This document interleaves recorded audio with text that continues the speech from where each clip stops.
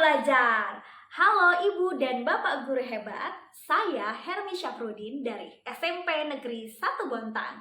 Saya adalah guru mata pelajaran Bahasa Indonesia kelas 7 yang akan berbagi praktik baik dengan judul Deskripsikan Makanan Khas Anti Gagal dengan Canva for Education. Berdasarkan judul tadi, tentu Ibu dan Bapak sudah tidak asing lagi dengan aplikasi Canva for Education. Tapi, apa ya hubungannya dengan makanan khas? Yuk kita simak selanjutnya. SMP Negeri 1 Bontang adalah salah satu sekolah yang diamanahkan sebagai sekolah penggerak di Kota Bontang. Hal ini merupakan salah satu tantangan nyata bagi saya. Apalagi saya sendiri telah berhasil mengikuti proses pendidikan guru penggerak angkatan 3. Sebagai guru, hadir seutuhnya di tengah murid, menemani proses belajar hingga mampu menginspirasi adalah cita yang hakiki. Ternyata, cita penuh perjuangan. Hal ini berawal dari kelas 7A ketika saya mengajarkan teks deskripsi sebagai materi pertama. Di awal tahun pembelajaran, saya telah melakukan asesmen yang menyimpulkan 14% murid mahir, 20% murid cakap, 29% murid berkembang, 37% murid perlu intervensi dalam mengikuti pembelajaran bahasa Indonesia. Apakah Ibu dan Bapak dapat membayangkan kendala apa yang akan saya temui? Maraknya perkembangan teknologi telah kita rasakan dengan sangat pesat. Hal ini tentu berdampak pula di dunia pendidikan, khususnya dalam pengembangan laman digital, bahkan aplikasi pembelajaran. Salah satunya Canva for Education, aplikasi yang memudahkan guru dan murid dalam kegiatan belajar mengajar. Canva for Education pun menggait akun Belajar ID dalam proses penggunaannya. Guru dan murid tentu sangat senang bisa mengakses fitur-fitur yang seharusnya berbayar, namun gratis karena kerjasama ini. Agustus lalu, saya membaca info dari Balai Penjaminan Mutu Pendidikan Provinsi Kalimantan Timur yang menyatakan masih ada 132 akun Belajar ID di SMP Negeri 1 Bontang yang belum melakukan aktivasi. Ternyata gadget yang selama ini menjadi makanan sehari-hari murid tidak mereka kuasai seutuhnya. Banyak murid yang tidak paham bagaimana cara memanfaatkan akun Belajar ID, bahkan tidak tahu bagaimana cara aktivasinya. Bak Gayung bersambut, mengapa tidak saya satukan saja permasalahan yang saya alami dengan kondisi sekolah saat ini? Murid yang rendah dalam kemampuan menulis dapat ditingkatkan dengan menggunakan aplikasi Canva for Education dengan menggunakan akun Belajar ID. Ide yang sempurna kan? Di tempat kendala, mulai menemukan jalan keluar, tentu akan menghadapi tantangan selanjutnya. Saya mulai goyah ketika muncul pertanyaan, buka Canva-nya pakai apa? Tentu akan lebih mudah jika murid menggunakan gawai mereka masing-masing. Orang tua yang keberatan, tidak semua murid memiliki gawai, hingga aturan sekolah yang melarang muridnya membawa gawai menjadi kendala saya yang pertama. Namun, apakah saya menyerah? Tentu tidak. SMP Negeri 1 Bontang memiliki 2 laboratorium komputer yang dapat digunakan seluruh murid. Lalu, saya berkoordinasi terkait penggunaan lab tersebut pada rekan sejawat. Yes, tantangan berhasil dihadapi.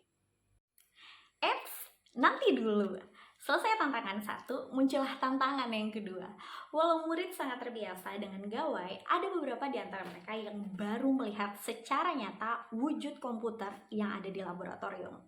Mulai dari bingung menyalakan komputer, menggunakan mouse, menggunakan keyboard yang pasti berbeda dengan tampilan gawai mereka.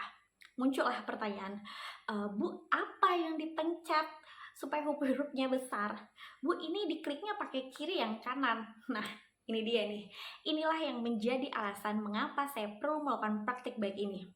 Ibu dan Bapak pernah mengalami hal yang serupa. Ketika saya menemukan masalah, Mengetahui akar dari masalah tersebut, menganalisa tantangan yang terjadi, akhirnya saya melakukan aksi berupa praktik dalam pembelajaran inti di kelas.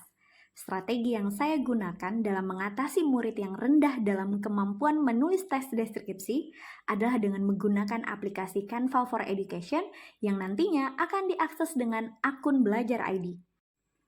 Langkah-langkah yang saya lakukan dimulai dengan persiapan. Saya mengumpulkan data murid kelas 7A yang berkaitan dengan akun Belajar ID. Dalam kegiatan ini, saya dan wali kelas 7A sepakat untuk berkolaborasi dengan menggunakan jam pelajaran bahasa Indonesia. Kami akan mendampingi murid untuk melakukan aktivasi akun Belajar ID. Selain itu, saya juga mempersiapkan diri untuk mematangkan modul ajar menulis teks deskripsi dengan berdiskusi bersama rekan sejawat. Guru Bahasa Indonesia di SMP Negeri 1 Bontang yang mengajar di kelas 7 berjumlah 3 orang. Saya sendiri, Bu Sri Supatmi, dan Bu Sri Wahyuni.